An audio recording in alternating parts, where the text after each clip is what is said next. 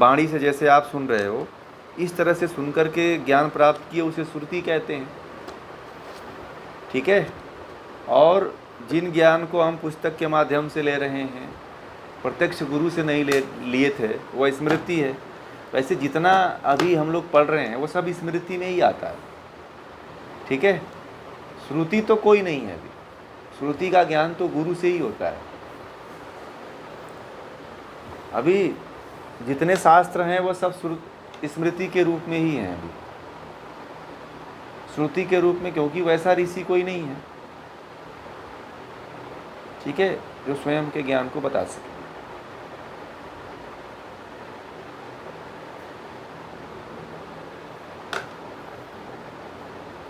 ये जो बातें आप लोगों को बताई जाती हैं, ये आप लोगों के जीवन को जीने के लिए और सुधार के लिए बताई जाती हैं। इनका प्रयोग आप करते रहिएगा। अब आप लोगों में से कितने लोग हैं जिन बातों को पे मैं फोकस दे के बोलता हूँ उसका आप लोग पालन करते हो? ठीक है। और जब पालन कर रहे होंगे तो कुछ ना कुछ अनुभव भी हो रहा होगा। ठीक है।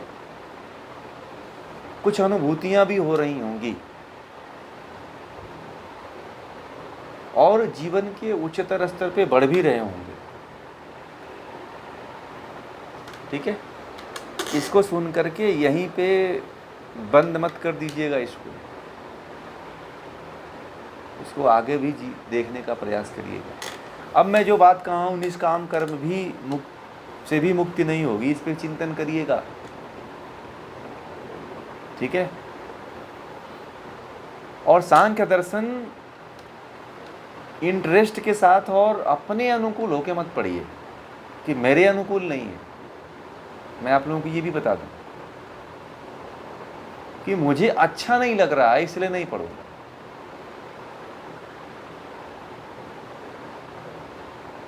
बात समझ में आ रहा है? बहुत लोगों की मानसिकता वही वाली है, मुझे तो अच्छा लगता ही नहीं, इसीलिए मैं नहीं पढ़ता हूँ, मैं इसलिए नहीं जुड़ता हूँ। नहीं भाई, अच्छा किसको लगता है बताइए आप? आपके शरीर में अच्छा किसको लगता है? पसंद और नापसंद कौन करता है? बताएंगे कोई? हाँ, बहुत अच्छा, इंद्रियों का काम है। आप नहीं हो जो पसंद नापसंद करती है। नहीं पसंद है तो भी सुनो आप, क्योंकि ये बातें अचेतन मन में आत्मा तक पहुंचती है।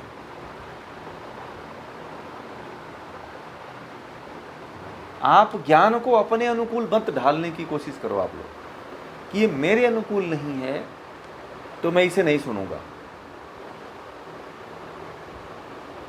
मेरे अनुसार नहीं बता रहे हैं तो मैं नहीं सुनूंगा। नहीं, आप उसको अपने अनुसार बनाइए, क्योंकि जन्मांतर हो गए भाई, आज तक ये ज्ञान आपको मिला ही नहीं है, इसीलिए आपका मन भाग रहा है वहां से। युग बीत गए, आप जो चीज कर रहे हो वो तो आपके पास है ही है।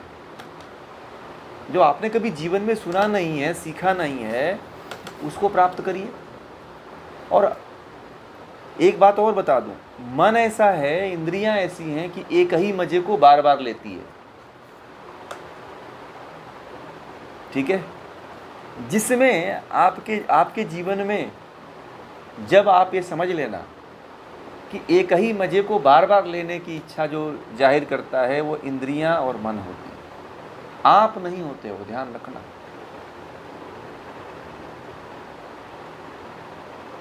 जिस चीज को भोगने के लिए आपकी बार बार जो इच्छा होती हो तो समझ लेना कि आप नहीं हो, आपकी इंद्रियां भोग रही।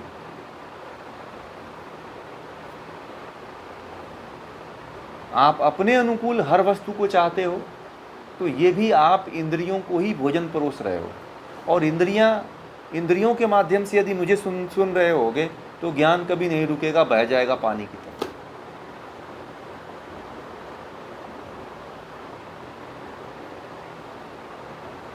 ठीक है, इस बात को ध्यान रखिएगा।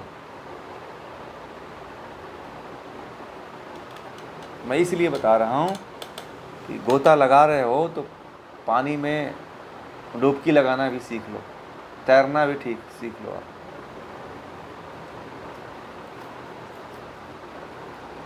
हाँ,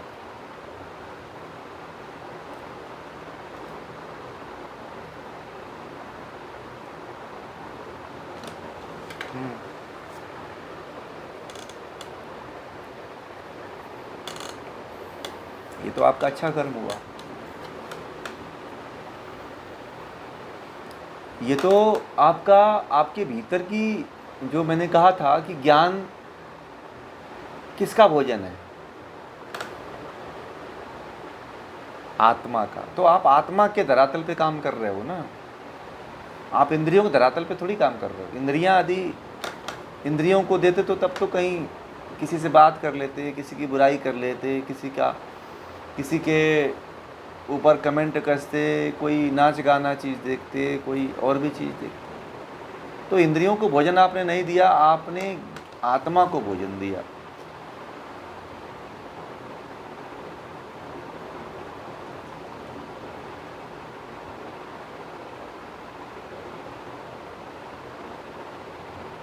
अरे क्यों नहीं, आप क्यों नहीं कर सकते हो? आप ये मत सोचो कि मैं पूरे दिन भर आत्मा को ध्यान में रख करके कर्म नहीं कर सकता। मनुष्य है तो आप इंद्रियों, ऐसे मत समझो अपने आप को, ये कंसेप्ट अपने मन से हटा दीजिए कि हम मनुष्य हैं तो आत्मा पे। आप जिस काम को करते हो ना, इंद्रियों के ऊपर न छोड़ करके आत्मा से करो। आप ये सोचते हो कि हम तो गृहस्थ हैं, तो इंद्रियों के भरोसे छोड़ करके या इंद्रियों को छोड़ करके कर्म करेंगे तो वो नहीं होगा। होगा क्यों नहीं, वो भी कर्म होगा। क्या आप परिवार को देखना चाहते हो, बच्चों को देखना चाहते हो, तो यदि आत्मा को ध्यान में केंद्रित करके करोगे तो कभी उसमें जो है फल की इच्छा नहीं बनेगी, कभी लिप्तता नहीं बनेगी, कभी आसक्ति नहीं होगी। इंद्रियों के साथ रह करके करोगे तो आसक्ति बनेगी, ठीक है। आत्मा के साथ रह के करोगे तो आसक्ति नहीं बनेगी। भगवान राम ने भी तो जीवन जिया है, जिसकी आप लोग पूजा करते हो, जिसको भगवान मानते हो, तो क्या वह व्यक्ति अपने जीवन में कर्म नहीं किया? परंतु वह व्यक्ति ने जो कर्म किया आत्मा से किया। आप लोगों के जीवन में इतने मुक्त महापुरुषों की कहानियां हैं।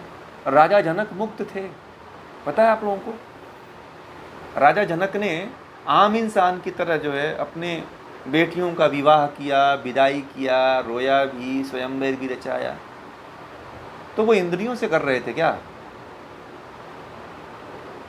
किससे कर रहे थे? ज्ञान पूर्वक कर रहे थे, आत्मा से कर रहे थे। तो आप क्यों नहीं कर सकते हो? जब भगवान राम कर सकते हैं, कृष्ण कर सकते हैं, राजा जनक कर सकते हैं, तो आप क्यों मानते हो कि हम लोग तो संसार में हैं, हम लोगों से तो ये गलती हो ही जाएगी? आपको जब इतनी बार रामायण देखने का मतलब क्या है? महाभारत देखने का क्या मतलब है? श्री कृष्ण लीला देखने का क्या मतलब है? इसीलिए देखा जाता है, सुना जाता है कि आप अपने जीवन में उनकी तरह जी सको। मनोरंजन के लिए नहीं, रोने के लिए नहीं, नाचने के लिए मत देखिए। यदि कथा सुनते भी हो तो वहां पे केवल मनोरंजन हो जाए, इसलिए मत कथा में बैठो। आप कथा यदि सुनना है तो आप अपने जीवन में उनकी तरह बनने की कोशिश करो। आप कथा इसलिए सुनो, कथा में जाकर के बैठो और सुनो। आप इसलिए सुनो कि मैं जैसे कथाकार कह रहा है, क्या मैं वैसे अपने जीवन को जीता हूँ? भगवान राम की तरह जीता हूँ, भगवान शिव की तरह जीता हूँ, माता पार्वती की तरह जीता हूँ, हैं, राजा जनक की तरह जीता हूँ, उन राजा रानियों की तरह जीवन जीता हूँ? देखो आप नहीं जीते हो। आप लोग अपने आप को इतना निकृष्ट मत समझा करो कि मैं बहुत निकृष्ट हूँ। आप बड़े, आपकी भी आत्मा वैसी ही है जैसे राम की थी, आपकी भी आत्मा वैसी है जैसे कृष्ण की थी। उन्होंने हमारे बीच में रह करके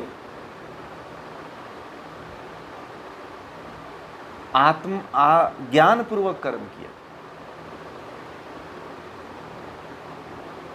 इंद्रियों बेहोशी में कर्म नहीं किया, जो भी किया होश में किया। हम उनको इसीलिए तो याद करते हैं। क्यों याद करते हैं? हम उनके कर्मों को ही तो याद करते हैं ना, कि फोटो को याद करते हैं। अब बताओ, जितने भी भारत में या विश्व में मंदिर बने हुए, जितने मंदिर हैं, सब मंदिर में मूर्तियां अलग अलग हैं, है कि नहीं है? आप किसी भी मंदिर में चले जाओ, किसी भी मंदिर में एक जैसी मूर्ति नहीं मिलेगी।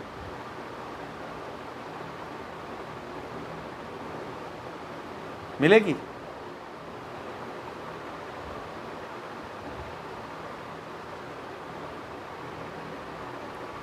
समझ में आ गई बातें? ऐसे ही जीवन को जीना शुरू करिए। आप अपने आप को निकृष्टता की श्रेणी में मत रखो कि मैं तो फलाने जीवन में आ गया हूँ, परिवार में हूँ तो मैं कुछ नहीं कर, सब कुछ कर सकते हो। आपके लिए एक सबसे मजबूत लाइब्रेरी है जिसमें आप एक्सपेरिमेंट कर सकते हो, गृहस्थ जीवन। सन्यासी नहीं कर पाएगा कभी, ठीक है? क्योंकि ब्रह्मा से लेके कहते हैं कि जैमिनी पर्यंत तक सब गृहस्थ थे, सबके बाल बच्चे परिवार सब थे, और सभी ऋषियों ने इस परिवार में रह करके मुक्ति को प्राप्त किया है। कोई जंगल में भाग करके, कोई पहाड़ पे चढ़ करके, कोई गुफा में सो करके नहीं किया है। दुनिया की सबसे बड़ी लाइब्रेरी आपका परिवार है। सबसे बड़ा एक्सपेरिमेंट की फील्ड जो है आपका परिवार है। आप परिवार में भरत जैसा क्यों नहीं जीवन जीते हो? भरत जैसा चरित्र कोई है क्या?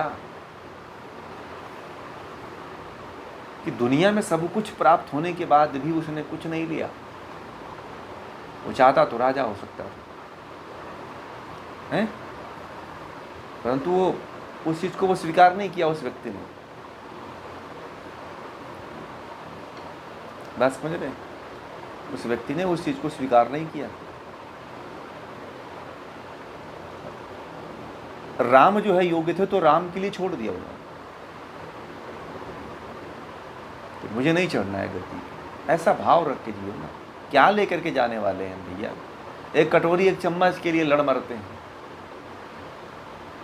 हमारी मानसिकता को पकड़ो, आप अपनी मानसिकता को देखो। लोग क्या सिर फोड़ लेते हैं भैया।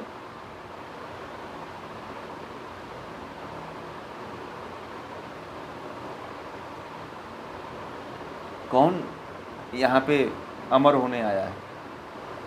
सबको जाना है।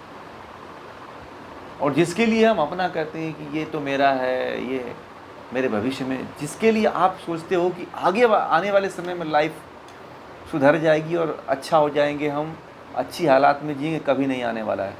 ये नोट कर लीजिएगा। आप ये सोचते हो कि हम ऐसा कर लें तो हमारा भविष्य आगे बहुत अच्छा होगा, ऐसा कभी नहीं होने वाला है। जिन लोगों ने अपने बच्चों के लिए यहाँ पे बहुत बड़ी बड़ी बंगले बना रखे हैं और फार्म हाउस बना रखे हैं, उनके बच्चे यहाँ रहते ही नहीं, सब अमेरिका में रहते हैं। पता है आपको? जिन्होंने अपने बच्चों के भविष्य को सिक्योर करने के लिए बड़े बड़े प्लाट खरीद लिए हैं, बंगले खरीद लिए हैं, फार्म हाउस खरीद लिए हैं, उनके बच्चे यहाँ रहते ही नहीं हैं। अकेले माँ बाप जो है नौकरों के सहारे जी रहा है, ठीक है? नौकर आता है तो खाना देता है, नौकर आता है तो चाय बना के देता है।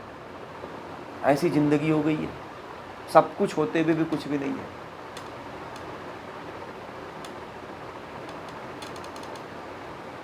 और जिसके लिए उन्होंने अपने पूरे जीवन को लगा दिया कि मेरे और मेरे बच्चे का भविष्य सही होगा, वो कोई काम नहीं आने वाला है। खाली पड़े हुए हैं।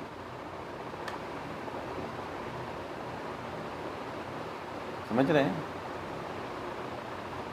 मैं तो देख रहा हूँ, मेरे पास तो ऐसे बहुत से लोग हैं। अकेले माँ बाप जो है, पति पत्नी जो है, जब बच्चे यहाँ हैं नहीं, अमेरिका चले गए, और पति पत्नी अकेले रूम में पड़े हुए। एक अभी जल्दी घटना बताऊँ, 10 दिन की घटना है। एक बुजुर्ग व्यक्ति से 70 साल के बाथरूम में गए टॉयलेट करने के लिए, गिर गए, और गिर गए तो सिर में चोट आ गई, वहीं मर गए। पत्नी गई देखने के लिए, वो देखी मर गए तो वो बेहोश हुई, और वो भी गिर गई और वो भी मर गई थी। 1 हफ्ते की बात है।